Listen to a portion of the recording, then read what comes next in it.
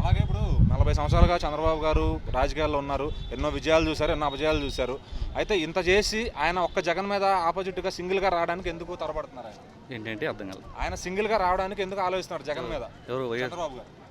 చంద్రబాబు గారా? నువ్వు ఫస్ట్ నుంచి ఎప్పుడైనా తీసుకో, చంద్రబాబు నాయుడు రాజకీయ భవిష్యత్తు అంతా ఎవరో ఒకరు కూటమితో వచ్చింది. ఏ క్షణమైనా ఎప్పుడు ఏ పరిస్థితుల్లో ఉన్న ఎలక్షన్ తీసుకో, ప్రతి వాళ్ళతోటి కూటమి అతను ఎప్పుడు ఒంటరిగా వచ్చింది లేదు 40 ఏళ్ళ చరిత్రలో. అయితే ఇప్పుడు జగన్ గారు ఒక్కరిగా వచ్చి వైనాట్ 175 అంటున్నారు. అది ఆ స్ట్రాటజీ ఎంతవరకు వర్కౌట్ అవుతుంది?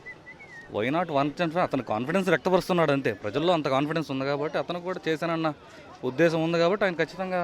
వీళ్ళ ముగ్గురులో ఇటు చంద్రబాబు గారు కానీ, పవన్ కళ్యాణ్ గారు కానీ, జగన్ గారిలో కానీ మీరు చూసిన తేడాలు ఏంటి?